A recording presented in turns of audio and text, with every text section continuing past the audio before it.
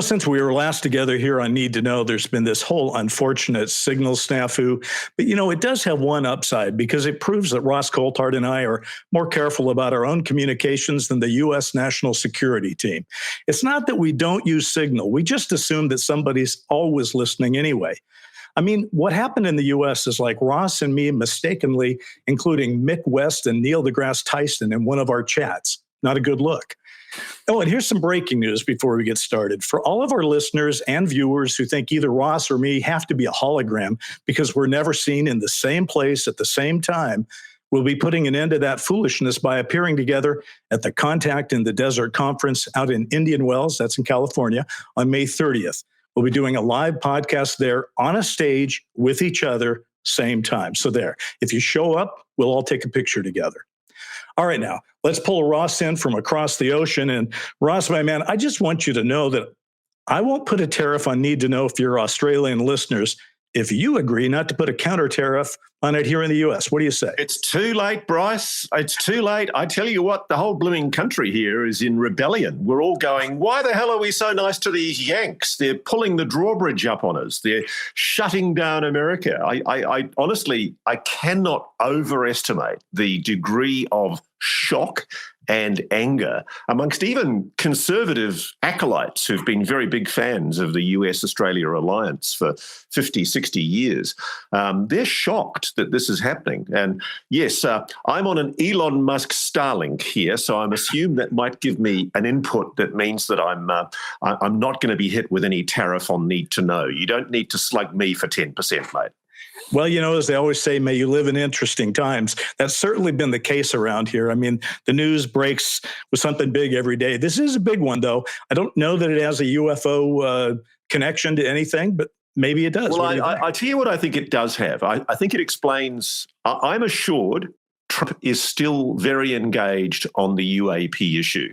I haven't heard that from Trump directly, but from people reasonably close to him. My understanding is that they're getting the economic stuff done first. And frankly, if America's still there in 6 months' time, it may very well be he will then turn his attention to the subject of UAPs. It's just that there's so much else on his plate right now, resolving world peace, fixing Ukraine, and completely destroying the international economy is an urgent first priority. Well, the thing, though, is when I started joking about Signalgate and the use of Signal, I just had one real-world question, though.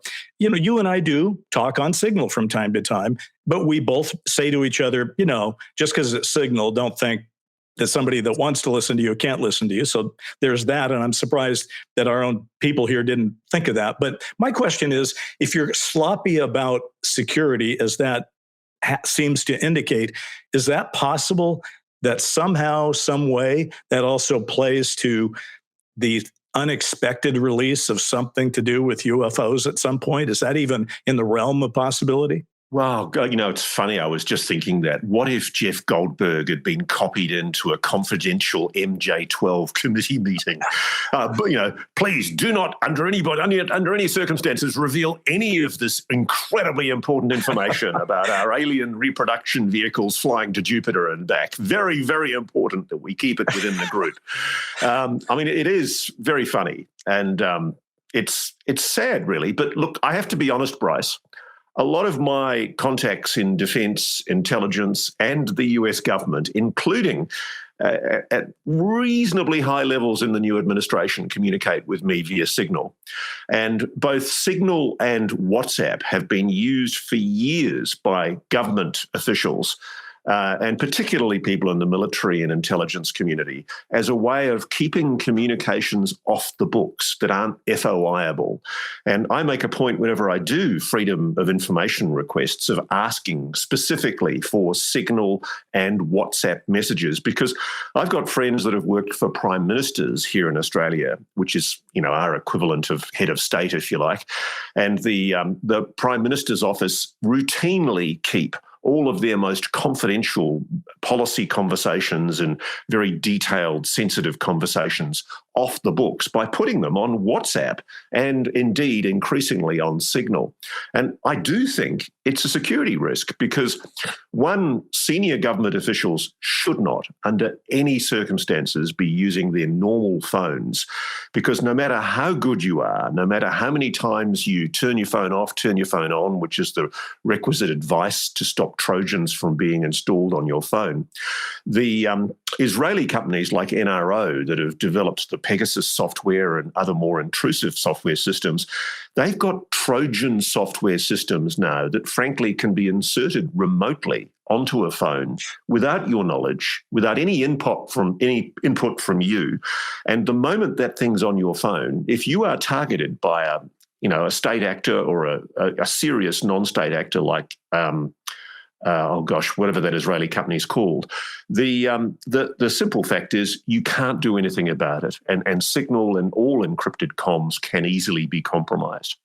It is true. I do start every morning by turning my phone off and then turning it back on. And because I have a new iPhone, it actually turns off and on faster than the old one, so it's not as big a pain. But my question would be, okay, that being true, what you just said, people, I know what they should probably, well, actually, I don't know. It's kind of two parts then. What should the government types be doing to communicate when they want to have a group chat? And secondly, what should we be doing? You said WhatsApp and Signal isn't the best for us. What should we be doing? If there was something that we wanted to tell each other, but we didn't want anybody else to know, what would we do? There is no foolproof way of evading a state-sponsored surveillance. I just assume that conventional digital communications are compromised. I do not use what one would regard as conventional encryption software to communicate with the most sensitive sources that I have. I use other means, which will not be disclosed here. Good. Very smart. And, I think most people who are in this line of business that you find yourself in are probably spending a good deal of time trying to think about. There's different levels of conversations. I know that from time to time, we'll just have a little chat on our regular Apple, message app. But that's when we're talking about what are the kids up to, that kind of thing. Then if you're going to escalate it, you go to Signal, and then there's got to be escalations above that. You would just think that it wouldn't actually happen on Signal with all those people. It was just kind of astonishing. I did a story once, probably 20, 25 years ago now, Bryce, about what's now known as the Echelon Communications Surveillance System. Right on. And it exposed for the first time the fact that there is a thing called Echelon, which is essentially a collaboration between the Five Eyes countries to intercept communications. And normally in the original days, it was via satellite links. We were putting microwave transmitters into receivers into the receiving points, spillover points from satellites beaming back to Earth. And that was allowing the US and indeed the Chinese and the Russians to monitor each other's telephone communications. Now we've got fiber optics, and it makes it a bit harder, but it doesn't stop it. And there's still an enormous amount of surveillance. But what I was told by our government was that we had very important SIGINT rules that are essentially members of the Five Eyes do not spy on each other. And that, there is essentially an enormous priority put on monitoring nuclear weapons and weapons of mass destruction. And I actually, by one source, was given a look at what the satellite tasking was for a satellite surveillance station in Western Australia for one day.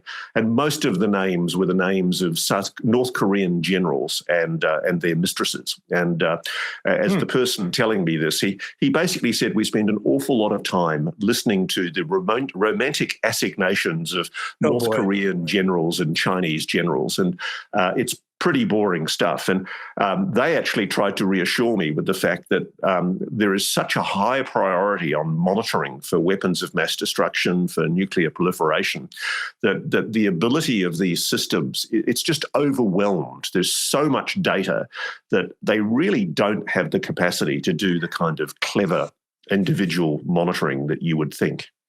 Back to the signal chat that gone wrong, I guess. And you mentioned also Five Eyes, which of course is the U.S. and Australia and New Zealand and Great Britain and South Africa? Canada. Canada, excuse me. I don't know why I did that. They're a 51st state anyway. I mean, I don't know why we pretend anymore. We don't They've even obviously been subsumed into the greater North America. So my question is, all right, we've had a historic good cooperative element between the intelligence agencies of those five nations. Has that been hurt by what's going on in the United States? And does it have any impact on UFO intelligence gathering?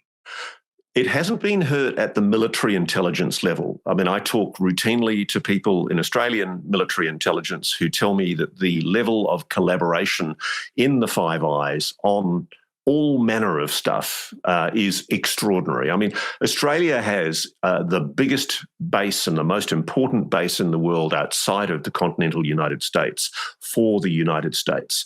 It's the Pine Gap Joint Facility. And it used to be the downlink point from all of the DSP satellites that did monitoring of potential ballistic missile launches and, rogue nations like North Korea potentially moving weapons of mass destruction. And that's been a large part of the focus in the last 30 or 40 years. But obviously, Pine Gap has moved on and it's become much more of a communications intercept. And so a lot of the stuff that's happening in the Middle East, often it's an Australian tech that's involved in doing that monitoring. And we're really proud of the work we do. And quite rightly, it's kept secret because there's a lot of monitoring of terrorism. There's a lot of monitoring of the movement of weapons of mass destruction.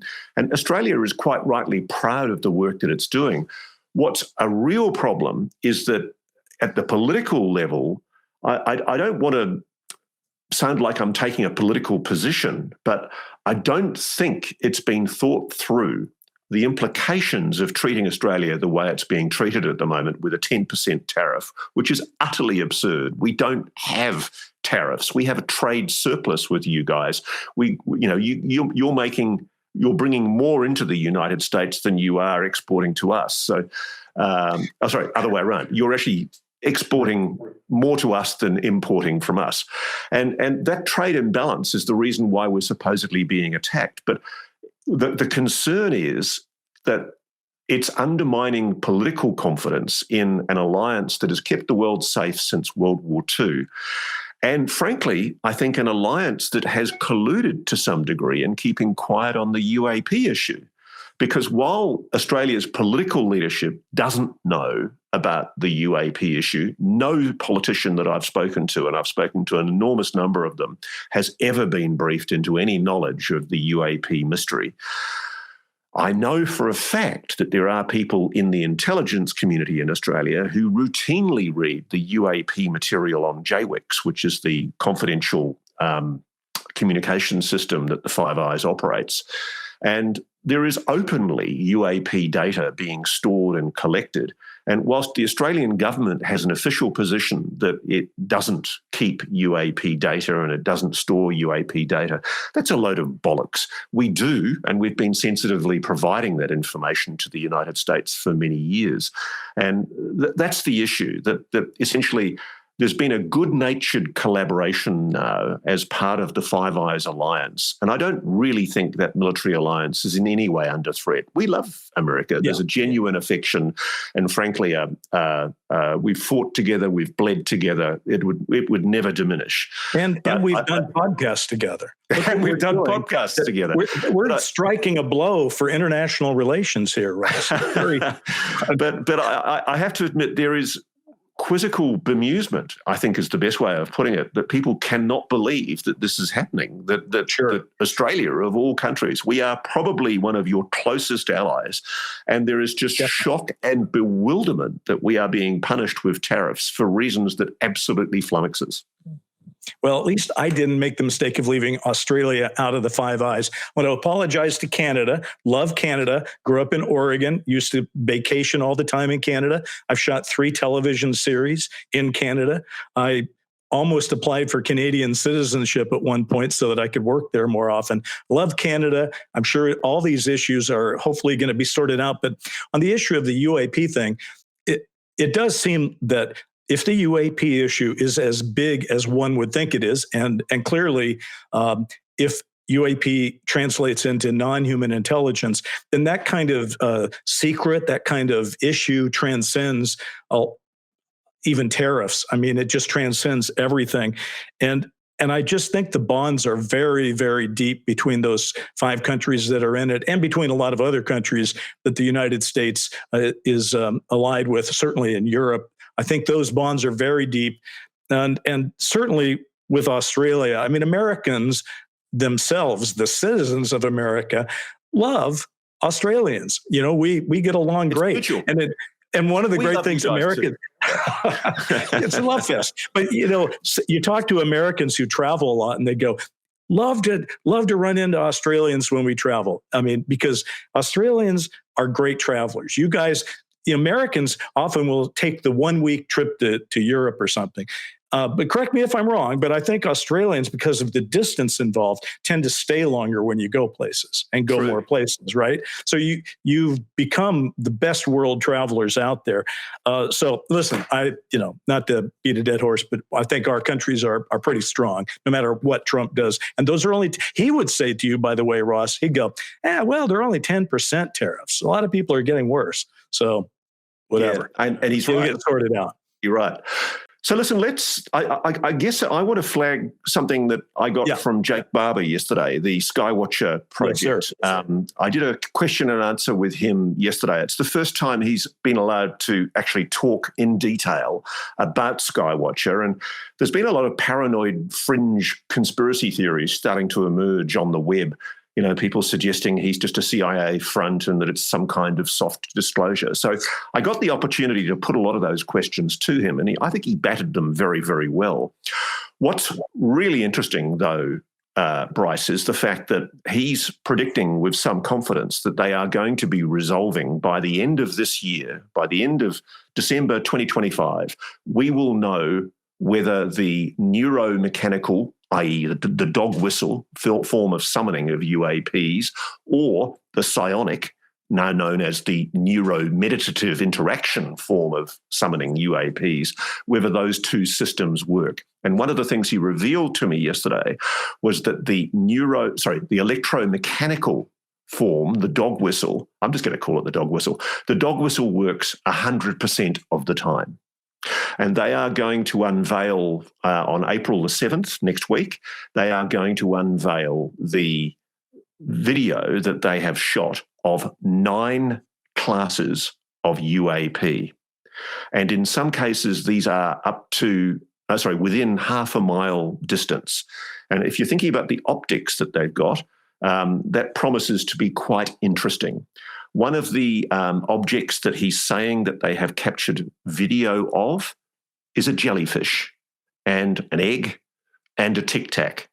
But interesting to hear the jellyfish as a subgenus, if you like, of UAP is about to be confirmed. And what's really interesting about this, Bryce, is the politics. He's made it abundantly clear to me in the interview that this Skywatcher operation is genuinely independent. It's giving information to the defence and intelligence community because it doesn't want them kicking the door in and demanding to know what's going on. So they're being transparent with the Pentagon and the intelligence community. They're conscious of the fact that they might inadvertently record perhaps a craft that the United States might be operating. And so they're making it clear to the US that they are sharing information with them so that there's no need for them to come kicking the door in.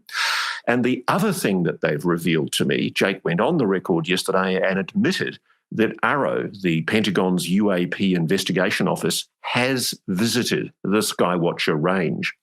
The other thing I wanted to put on the record, because I think a lot of people have missed this, is right at the end of my Q&A, I asked Jake about an operation that I know he was involved in December, where Skywatcher was deployed to the Picatinny Arsenal in New Jersey, where there were a lot of these so-called drones hovering over what is a very, very sensitive US military facility. And Jake confirmed on the record, contrary to what the FAA has asserted allegedly through the White House statement, that these are FAA-authorised drones for research, he stated categorically that it was their view and their advice that these objects, in some cases, were anomalous. Anomalous. Lots to unpack there. By the way, I heard that interview. I really enjoyed it. I think Jake Barber is certainly a compelling witness to history here. For people that sort of, I don't assume everybody knows everything all the time. So Jake Barber is the helicopter pilot who you interviewed at the first of the year, who actually testified that he had helped move downed craft, particularly an egg. He had moved that to another location. And what you're talking about, by the way, the fact that this dog whistle allows them to contact things. You mentioned the jellyfish, but also the egg and the tic tac. The egg and the tic tac, to the best of my knowledge, we're talking about craft. But this jellyfish is something quite different. It doesn't sound like a craft. It sounds like a life form, unless I'm missing something. So it does, and it's funny in the conversation he has with me, he describes the top of the jellyfish as almost having like a kind of metallic sheen to it. So he's holding the possibility out, I guess, that it is perhaps some kind of constructed craft. But I mean, it looked organic. And it's interesting because let's talk about what our friends George Knapp and Jeremy Corbell revealed with that video from the Middle East. There was a video that they released last year where they showed what looked like a jellyfish drifting over a sensitive US military facility that was captured on the forward operating base camera systems. I mean, it was a mind-boggling piece of video. And I remember actually showing it to some friends whose the average person still has flying saucers in their mind. When we're talking about UAP, they're thinking of looking at a flying saucer. So to show the video of this jellyfish thing kind of, flying around in the air, very unusual. And then somebody, I don't know if you've heard this or maybe you can debunk it. Someone showed me something that they said had been run through AI to increase its resolution. And it almost looked like there was a pilot or an entity at the bottom of the thing, sort of. I saw the same thing. And look, I don't know, Bryce. I mean, this is actually becoming one of the issues. One of the issues that I talked about with Jake and our Skywatch's Matt Pine is the fact that how on earth do you verify videos these days? I mean, I'm getting sent literally 100, 200, 300 videos a week by people who are saying that these supposed drones are still operating right across the United States. I'm getting an enormous number of images and video from Florida right now. There seems to be a lot of activity over military bases, and particularly near a very sensitive covert CIA facility in Florida that I won't reveal the name of. And it's really interesting because these people are sending me these videos, and more often than not, they've never checked them against flight tracker software, which means that we can't rule out prosaic explanations. And I just beg people, rather than shooting with your mobile phone and just holding your phone up to the air, get an app like Phenom, PHENOM.ai, or Enigma Labs, who've also got an app, and take a video of it on that app. And what it'll automatically do is calculate the azimuth, the latitude, longitude. It'll record audio, it'll record video, and it allows people to triangulate that object and to even measure its speed if it's moving across the sky at different times in a particular part of the world. And this is the sort of technology we need to be able to definitively resolve using video whether the video is genuine or authentic or not, because I just get sent so much, and the jellyfish is a really good example. There's so much bunkum stuff out there. That's how we solve this problem for ourselves. We've been saying for years, I think since our very first episode, we were saying, look, we've waited a long time for the government to sort of tell us, any government, not just mine, yours, every government out there, to sort of come clean and tell us. And it seems like we've waited a long time. We're going to have to do this ourselves. This Phenom app you're talking about is a great example of where this technology that's improved for all of us can be used to help give us some answers. The other thing I would say, even if you see something with an iPhone, because I see a lot of stuff too, and not as much as you, and probably not, definitely not as much as you. You'd have to be, I don't know who you'd have to be to get as many of these videos as you're getting, Ross. That's an astonishing number. It's insane. It's insane, Bryce. I mean, I just cannot, and I apologize to everybody. I've still got emails from January. I thought I'd cleared all my emails from January, and I've yet to go through February and March. And I discovered another 1,100 emails yesterday in a separate box where I'd put them because I didn't know what to do with them. It is just insane. We got to get you an assistant or something, because that's pretty great. The one thing I was going to say, though, about most people aren't going to have the Phenom app on their phone. They should, and I'm endorsing that as a concept. A lot of people have their iPhone, and then they see something and they start videoing it with their phone. And the thing I notice is that the audio track, at least 50% of the time, is numerous recitations of the F word in different constellations. Wow. F this, oh, F and this, F and that. And well, I think that is an appropriate response sometimes to what you're seeing, because you're seeing something that doesn't make sense. Oh my God. However, I would still say to people, if you have the presence of mind, describe the time it is, describe what the weather is it windy? What direction are you looking? Are you with other people? Are there other witnesses? Anything that you can say factual that marries that audio track to the visual track is really helpful to researchers who need to look into this. So that's my little soapbox about that. It is very, but the thing I wanted to pick up on, because you were talking about Jake Barber, but you also sort of tied it into the drone thing. And we have done our share of drone talk on this thing. And yet it never seems to go away because it keeps happening, and the government's explanation of FAA-approved drones never makes sense. So, what is our drone update at this point in April of 2025? Okay, I'm calling it. I think the drones are anomalous. I think they may potentially be NHI. I've had people from the intelligence community who have asserted flatly to me that they are Chinese or Russian drones. Bullshit. I don't believe it, and I'm calling that out. Nobody, and I've really milked all my sources, nobody I can find has any evidence at all to prove that these are foreign adversary drones. I don't even think they're drones. Whatever they are, I've spoken now to multiple people who've told me they've seen these objects morphing. I can't verify the authenticity of it, but I tweeted recently about one that was hovering over a house that somebody videoed, and it was literally, it looked like two airplane cockpits a little bit apart from each other. It looked like whatever the hologram was that was being generated, it hadn't quite worked. And it was hovering over a house and drifting very slowly in a particular direction. And whatever that is, it's not a conventional aircraft. And it's interesting because I asked somebody about this at a relatively high level in the defense community just this week. And they said to me, Ross, if you were the US Air Force and the White House, would you want to admit that there are objects operating with total impunity over the continental United States that we can't track, we can't detect, we don't know where they're coming from or where they're going to, we don't know who's responsible for them, and more importantly, we cannot bring them down?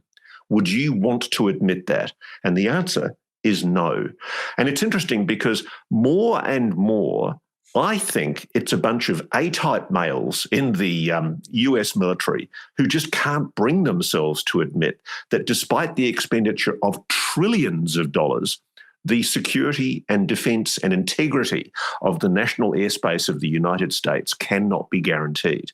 That's the issue behind the drones. Whatever they are, I suspect, yes, there have been some drones going up, and that's a matter of public record. Skywatcher, for example, reported that some of the objects that they saw were indeed sort of commercial drones that somebody was putting up. But they've also, as Jake told me yesterday, made it very clear that the objects that they were seeing included highly anomalous objects. And this is something that John and Jerry Tedesco have picked up with their Nightcrawler research laboratory. They've gone out and they've actually looked at these objects through their hyperspectral cameras and their other optical and sensor devices. And what they are recording is anomalous.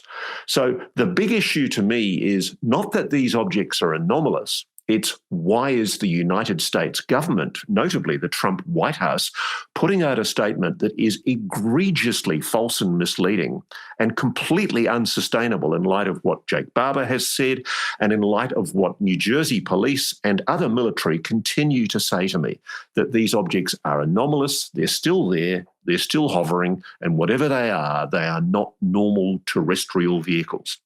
I think people want to know a couple of things. They want to know if they're anomalous, why are they in New Jersey, for example?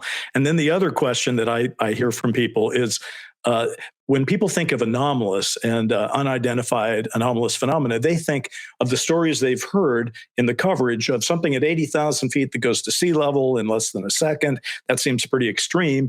And then the reports of the drones don't seem to have that kind of aerodynamic capability evidenced. They seemed, while they may be anomalous, they seem to be part of this milieu of other drones. So you know what it is though, Bryce? It's if you don't look, you don't know. And right. I mean, I'm picking up on the great work done by our friend Christopher Sharp from the Liberation Times, which is a British-sourced periodical. And Chris has done some great work on the sightings over RAF Lakenheath, the Royal Air Force Base Lakenheath, where the United States, it's widely known, not publicly acknowledged, but it's widely known that the United States has nuclear weapons. And there have been objects hovering over RAF Lakenheath for pretty much the last few months. They haven't gone away. What does the British government have to say? Because we're saying the U.S. government's not being forthright. Is the British government being forthright? No, they've got their heads up their ass about it as well. I mean, essentially, there's a collusion, I think, amongst the Five Eyes countries to try and bury this subject matter. And I don't think it's a grand conspiracy. I actually don't think that the Brits and the Americans are trying to hide US secret covert craft or anything like that. I think they're just embarrassed. They're embarrassed that there's something up there that they don't know, they can't defend against, they can't track, they can't follow, and they have no way of bringing down. So better just to try and muzzle it by denying it and telling the media they're FAA-authorised research drones. And, since we last spoke, I mean, there's been that 60 Minutes story where you had Senator Roger Wicker, the chairman of the Senate Armed Services Committee. He also said that the military and sections of the national security complex that he spoke to are mystified by these drones. They have no idea what they are. And that was followed by an interview with General Glenn Van Herk and General Mike Kelly, two recently departed US Air Force generals, both of whom admitted that essentially they don't know what these objects are. They can't defend against them. And this is, Van Herk was the general in charge of NORTHCOM, the Northern Defense Command of the United States. Don't you remember when America got into an enormous tiz in 2023, in February 2023, when 4 objects, unknown objects, drifted across the continental United States. One of them was a Chinese balloon. The other 3, I'm certain one of them, the Alaska one, was anomalous, some kind of craft of some kind that did not conform to normal terrestrial specifications. And the amazing thing was there was a huge hullabaloo in Congress and the media. Everybody got all worked up about it. Compare that to today, and I find it utterly bewildering because you've still got, I've heard from people in the New Jersey police as recently as yesterday telling me that these objects are still being seen. I've got people contacting me from Florida telling me they're seeing these objects almost nightly now in Florida. And just to respond to what you said before, that they're not showing anomalous behavior, they are showing one of the observables. They're showing stealth characteristics. And they're also showing another type of observable, which is they're morphing. I've spoken to people who've told me that these objects literally change shape in front of them. And it's very hard using a mobile phone filming something that's a kilometre away in the sky to show that, but you can see it really clearly with the human eyeball.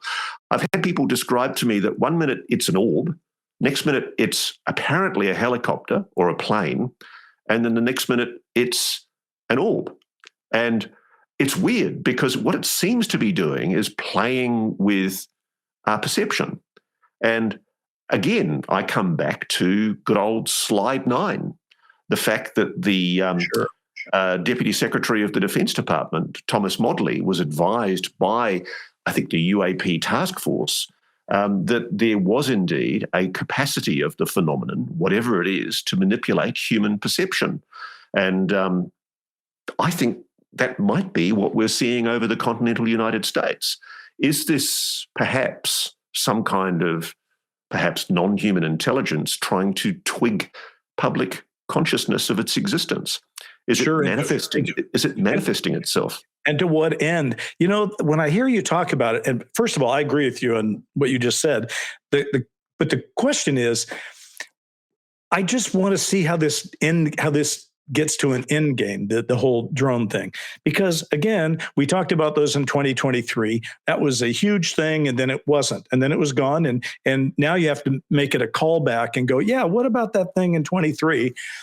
And I remember there have been cases going back many, many decades. The Hudson Valley sightings had people going out every night with their lawn chairs and looking up and seeing things. And these were craft, as I recall, that they were seeing.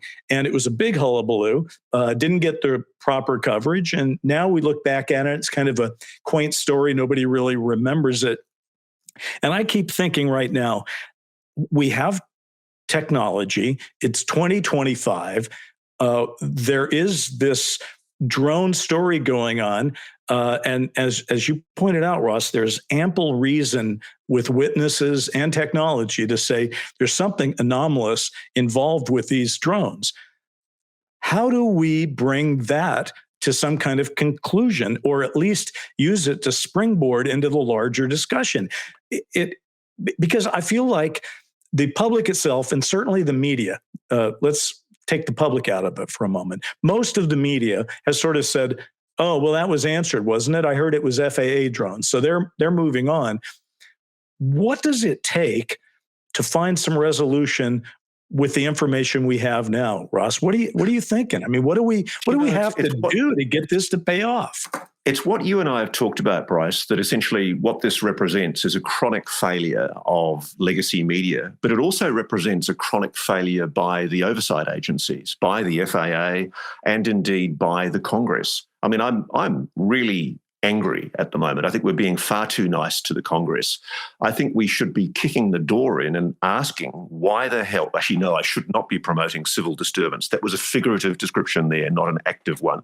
I think we should be demanding for the political representatives to explain why President Trump has not enforced an executive order for the declassification of UAP files, as he promised he would do. He promised in an interview that he did that he would declassify. He would like to see. I think it was it? I've forgotten where he said it, but wherever he said it, he said he would like to see the UAP photos and videos declassified. That has not happened. And moreover, he's declassified or moved to declassify the JFK files, the MLK files, the RFK files, the Epstein files. Why is there this stick on the UAPs? Has the president been got at? He might have been got. Why is there the stick? By the way, it's got to be in Australia. I don't even know exactly what that means, but I agree with you. But we're talking about Congress. There are a couple of things going on in Congress right now. Our friend David Grush has just taken a job in Congress. Is that a good thing? Is that a bad thing? He's working for, I believe it's Eric Burlison, who is the Republican from Missouri, and he's going to be helping on UAP-related issues. What do you know beyond that? That's all that's been reported. So what do we think? Rep. Eric Burlison is very impressive. He's a member of the so-called UAP caucus. He's spoken out before on the UAP issue and made it very clear he thinks that the government is holding back on what it really knows about this subject matter. And I think his determination to hire David Grush, I suspect against the wishes of a lot of people in Congress, is reflective of just how committed he is to getting to the truth. And I know from talking to David, I've talked to David in the last week or so and wished him the best of luck as he starts on April Fool's Day. I hope that he is able to shake the cage from within, and I know he's hoping that he will be able to. One of the things about Congress is, and I've realised this only very recently, I genuinely thought that by this stage, Congress would be awake to the UAP issue. You know, there have been lobby groups like the Paradigm Research Institute, there's been the UAP Disclosure Fund, there's been any number of organisations that have been going in and making representations, along with great people like Lua Elizondo, Christopher Mellon, and as you know, Jake Barber's given evidence. You would think that Congress was fully informed, but it's not. It's not. And I commend to people to watch Jesse Michaels' interview that he did with Kirk McConnell, who's an immediate senior staffer, former senior staffer on the Senate Intelligence Committee, which is the committee that's heard a lot of this evidence. And the overwhelming message you get from Kirk is that, sadly, there is a kind of an inertia, an ennui inside Congress. They're so distracted by other things. It's almost like the issue's not getting traction. And I don't know what it is, but I think we've all been very naive. And even though we're in this bubble of the UAP subject and we think that everybody must be interested in it, I'm quite struck by how many people in political life aren't aware of the issues that we're aware of, and how there really does need to be a much more aggressive lobbying campaign inside the Congress to wake people up. And frankly, I've given up expecting that legacy media, lamestream media, is going to do anything to cover this issue. They've allowed themselves to be led by the nose for so long. I think they've bought into the stigma and the taboo. New York Times, Washington Post, you should be ashamed of yourselves, and history will remember you for the little quislings that you are in collaborating with the national security state to suppress this issue. I mean, I think it's absolutely outrageous in light of the degree of evidence that's been presented that the legacy media has committed such an egregious failure of oversight. And similarly with the Congress, though, I mean, frankly, at the moment, the oversight committees are wimpy. They're not doing their job. They're not asking the hard questions. We need subpoenas. We need people asking questions. Burleson, who Grush is going to work for, is on the House Oversight Committee. So maybe he can give them a kick in the ass. That would be good. And Burleson is also on the subcommittee, I believe, for the DOJ subcommittee. So, you know, Grush is in the midst of it. Listen, I just think, you know, because of you, I got to meet him, and I do think he's a terrific asset. I think he is a powerfully compelling witness, and I think it's fantastic that he is going to be spending more of his days in Congress because, again, I think you have hit something that's really important, which is, yes, there are members of Congress and senators who are very well informed about this. And then there's the rest of them, which is the vast majority of them who aren't aware of it at all. Either they don't have the security clearance to be totally aware of it, or they're not interested because they don't want to talk about it. Look, I think what's going on, to be honest with you, Bryce, I know this for a fact, is that there are whispers from the defence and national security establishment in the ears of key senators in particular to steer away from this issue. I mean, the word has gone out, look, this wouldn't really be good for us right now. There are sort of sensitive things we don't want publicly discussed. And I think what's happening is the military and intelligence community are hoping that they can just play a waiting game, that they can wait for us all to go away and that eventually the Congress will move on. And I don't think that's going to happen. And I think Skywatcher might actually be the catalyst that forces this into the public arena. Because, you know, what happens if, as Jake Barber still tells me he's trying to do, they are able to invite a non-human craft to land? Well, what if that happens? And what if that's recorded on national television? Well, I mean, if that happens, that's a complete disclosure game changer. I will say, unless that happens, though, listening to Barber and, on your show, there's still a crisis of communications on the Barber front. You know, if he's going to take his message out to the people, he's got to be clear about who he is, what his experience was. It's got to be on a personable level where he explains this. Now, if he gets something to land, I mean, boy, Ross, that's it. I mean, I don't know how likely that is, but wouldn't you want to be the US and be out on the front foot with that? I mean, sure. that's the thing is, I think we're looking here now at the distinct probability that by the end of 2025, Skywatcher are saying in their framework protocol document, where they've set out the 6 levels of proof right through to level 6, which is disclosure. They believe that they, by the end of this year, will be able to reach a definitive conclusion about the efficacy of neuromeditative interaction, i.e. psionics, and or electromechanical signaling, which of course is the dog whistle. And I mean, it's pretty clear to me from talking to Barbara that they've had 100% success when they. Okay, if you have 100% success with the dog whistle and something pops up when you use it, why? I mean, does anybody have a working theory on why there are, I guess, interdimensionals? It's probably not extraterrestrial if it's something that pops up when you call it, but it could be anything, I guess. But why? Well, I can't imagine a non-human intelligence that's saying, let's just hang around out here in our dimension, and when the humans give us a call, let's pop in and show them what we got. That doesn't make sense.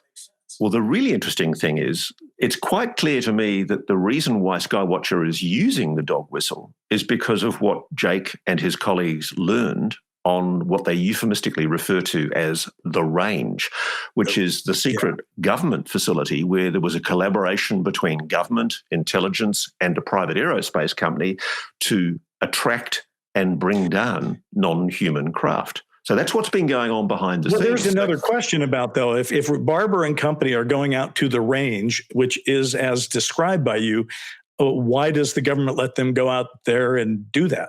If that's because they know full well that being seen to be interfering in what is a private equity effort to corroborate what the government has known for the last 60 or 70 years, I believe, would be an enormous flag. It would be like, oh my God, we are then caught out. I mean, Jake's made it very clear that if there is any attempt to try to shut down their operation, he will go public.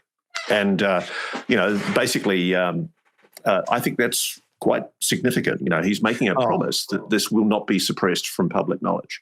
I mean, listen, that's game over. It's not game over, but it's game begun the minute you do that.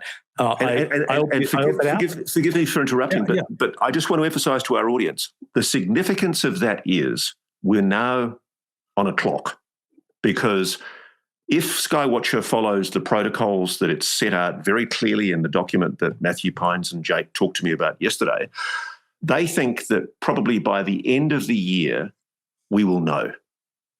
And that could mean, Bryce, it could mean disclosure of the biggest secret in human history with scientific peer review proof built into that, at which point the United States government has a clear decision to make about whether it tells the truth to the public.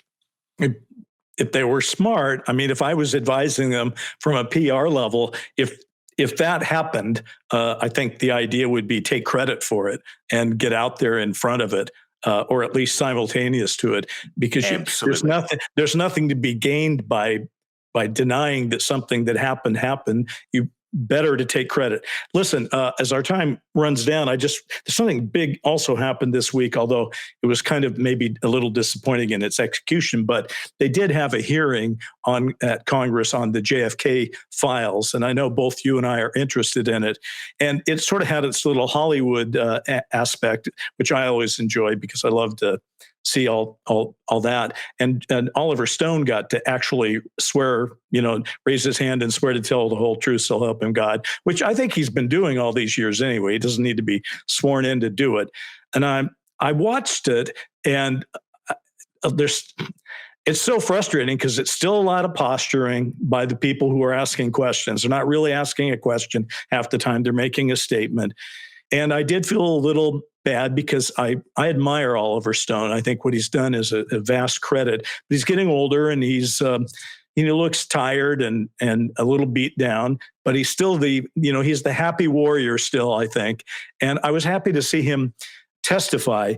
And it does seem like there's kind of two competing narratives. There's the narrative the media is going through, which is, well, we didn't find a smoking gun. We've had these 80,000 documents for 3 days, so nothing to see here, which is odd. Then you've got, I think it was the New York Times that was basically inviting other people, their readers, to help them go through all these documents and that's just something I wanted to bring up to everybody, which is, if you care at all about this story, there's there may be more than 80,000. I'm just using that number. Maybe you've heard a different number, but there's so many, nobody's about to look at them overnight. Even Eugenio, D. Eugenio, what's his name? James D. Eugenio. Yep. He said, that he had only had a few days and he went through 100 of them. I mean, well, you can see the problem here. But all I would say is, as I watched it, I did think that the mosaic is taking on a little bit more specificity. I think we've all known that the CIA has lied, and we know the FBI lied, and we know that the Warren Commission lied. I call it the Warren omission, because the Warren omission forgot to mention that Oswald was a CIA asset, forgot to mention that Jack Ruby was a mobster. I mean, these are small little things that maybe should have been in the report. And I think as these documents come out, I don't expect a smoking gun. A smoking gun is the one where you read that, you go, oh my God, here is this one memo that says the CIA did. You're never going to get that. But you are going to get the picture coming together. And I was just wondering, had you seen it yourself? What were your thoughts? Look, I did a special for News Nation on the JFK documents, and I sat up all night trying to read as many of them as possible. And I agree with the eminent JFK assassination commentator, Jefferson Morley, that there is, and as you and I have discussed, a very clear fact trail that shows that not only did the CIA deliberately lie and collude to conceal evidence of its knowledge of Oswald prior to the assassination, it had a massive file. It had a 191-page file showing detailed surveillance of Oswald, including allegedly when he visited Mexico City. There's more than that, though, Bryce. I just want to flag to people something that's coming up. My good friend Jesse Michaels has done an exclusive interview with Harold Malmgren before he died. And Harold was, as you know, a JFK staffer, and his daughter Pippa is a very good friend of mine. Pippa's an extraordinarily well-informed economist, and her father, Harold, was one of the key junior staffers in the JFK White House. And Harold, before he died, passed on to me through Pippa the information that he was briefed by Richard Bissell, who was one of, I think, the deputy directors of operations for the CIA in the 1960s. He was briefed into the Legacy program. And the reason why he was briefed into the Legacy program was because of an accidental downing of an alien spacecraft during the Kennedy administration, during the testing of a thermonuclear device called Bluegill in the Pacific during, I think, the 1960s. And the allegation is that JFK was apprised of this accidental downing of an alien spacecraft, that he may in fact have gone to a briefing where he was fully briefed about it. And indeed, some of the documents that have been obtained by an Australian friend of mine, Jeff Cruikshank, who's a former intelligence operative who has taken a close interest in this matter, would suggest very strongly that there might in fact be a UFO link with the JFK assassination. And that's what Jesse Michaels explores with Harold Malmgren in an interview that I'm hoping will come out fairly soon. God bless him, Harold died in February, and literally within days of his interview with Jesse, it was an act of raw courage for him in his declining days to agree to speak to Jesse. And I'm very, very excited to see what he comes up with. And I really do commend to everyone to take a really close interest in what I think will be a major interview. Well, the JFK UFO connection makes my heart go pitter-patter, because I produced 20 hours for NBC of Dark Skies. The entire premise of the series was that JFK was killed because he was going to tell the truth in his second term. I didn't have that kind of evidence when I said that. I just thought it would be my co-creator, Brent Friedman, I said, well, let's take the two greatest conspiracies of all time, JFK and UFOs, and put them in an atom collider and see what happened. And it's kind of interesting to me to look at evidence over the years that seems to come to the forefront that says it's possible. Because let's face it, if Roswell was a real event in 1947, then it was pretty soon after that JFK comes into office, just 14 years later. And obviously, there would have been an active group looking into it. I just wanted, because I love Oliver Stone, I just wanted to tell people just a little bit of what he said. He asked, can we return to a world where we can trust our government to level with us for which this government exists? And to me, that sort of fits in with the whole UFO thing. He could have been talking about UFOs. And he says, let us forgive, but not forget the transgressions. And let us praise the representatives, Democrat and Republican, who believe with the vast majority of the American people that the truth is the greatest treasure a Socratic soul can attain in this lifetime. And he concluded his testimony, I asked the committee to reopen what the Warren Commission failed miserably to complete. I ask you in good faith, outside of all political considerations, to reinvestigate the assassination of President Kennedy from the scene of the crime to the courtroom, which means the chain of custody on the rifle, the bullets, the fingerprints, the autopsy that defies belief, and that if there were a murder, we'd have given to the poorest man dying in a gutter. Let us investigate the fingerprints of intelligence all over Lee Harvey Oswald from 1959 to his violent death in 1963. And most importantly, this CIA, whose muddy footprints are all over this case. Give them a true interrogation. And I just, there is more to know. We don't know everything about the JFK thing. We know enough to know that the Warren Commission was not correct. And this latest thing that you were just talking about, Ross, gives me goosebumps. And I look forward to seeing if that story can develop a little further, because, wow, that would be shocking times 10.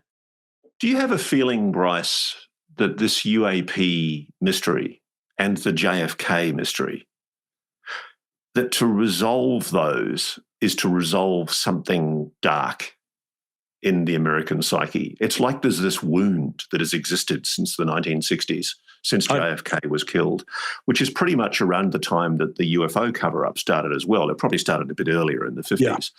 But it's this kind of wound that runs through American society that I think is at the heart of why people are so cynical about their institutions of government.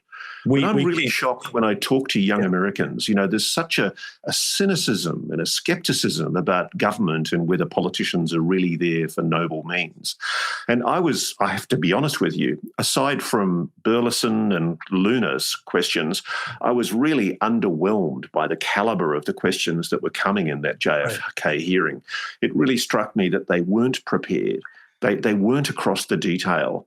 And it wasn't the kind of intellect that you saw during the Church Commission inquiry, which basically elicited a lot of the crimes of the CIA in the 1970s. So true. And if Congress is going to do its job, we really have to expect more from our political representatives. And that's on both the JFK issue and the UAPs. It is a tremendous wound. We came out of World War II, the United States, on top of the world, basically. And we believed in our government. We thought that it could do good things and that it was doing good things. And we believed in it. And on a single day, in broad daylight, in the middle of the day, literally high noon, the president is murdered. And I may have said this on the show before, but I was just a little kid, but I'm sitting there watching TV on Sunday, 2 days after the Friday murder of the president. And we're watching Lee Harvey Oswald be taken out. And I'm watching with my family because everybody in America was watching at that time. And Jack Ruby comes out and shoots him. And my father, who was a pretty establishment guy. He was a history teacher, but, he wasn't wild and crazy. He wasn't a conspiracy theorist or anything. And I just remember looking up at him in shock, and he said, well, they made sure he won't talk. He said they. And, if you think about it, they is a conspiracy. You got to have a they to get to a conspiracy. And I think a lot of Americans felt, particularly when Oswald was silenced, something's very, very not right here. It's gone from tragedy to drama at that point. So I look forward to that being fixed. And I know we're out of time, but I wanted to ask you one quick thing. We've been hearing about these pyramids and this underground city, and you're going back to Egypt. Am I right? You're leading one of your not tours? This year, but probably next year. Yeah, and look, you're going to ask me what I think of the claims being made by these scientists that they've been able to achieve with synthetic aperture radar, these extraordinary discoveries under the Khafra pyramid. Look, I'm not going to say it's lies or nonsense, but what I am going to say is I want more evidence, because I've spoken to two of Australia's most eminent experts in synthetic aperture radar, one of whom works in the intelligence world, and they scoffed at any suggestion that this kind of imaging could look 2 kilometres underground. And one of them actually knew enough about the aquifer underneath the Giza pyramids, the Giza plateau, to say that there's this huge body of water underneath the Giza plateau, and that would hinder any kind of scanning system, even if it was able to get down to that depth.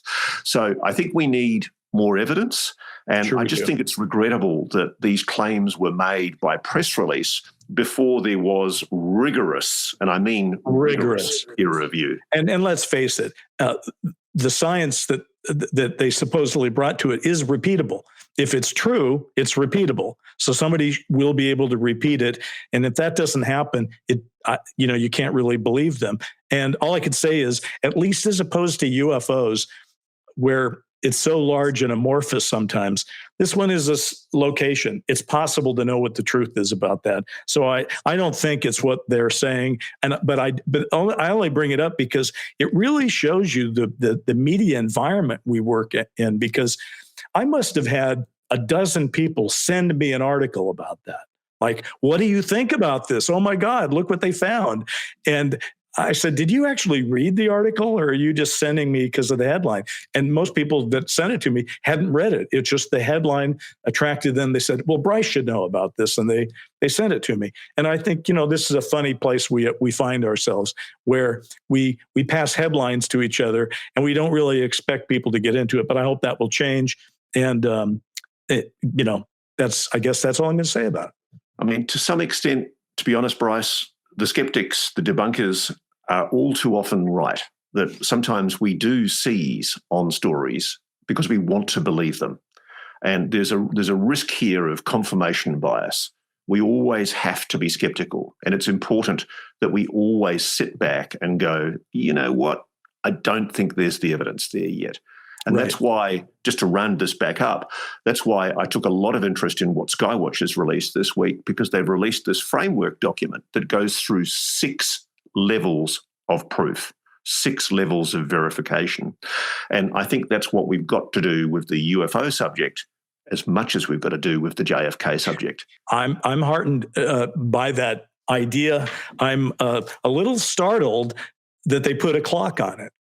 I mean, that's pretty big balls to say we're going to have it by the end of 2025. If that's true, I love it. So until next time, I guess. But, folks, we always appreciate you watching and listening, and we'll be back and do this again soon. Ross, it's always a pleasure, my friend. Good to talk to you too, my friend. And just to remind people, Bryce and I will be doing a Contact in the Desert live show. We are not a hologram, and looking forward to seeing anybody at Contact in the Desert in May, early June. Thank you. All right, see y'all.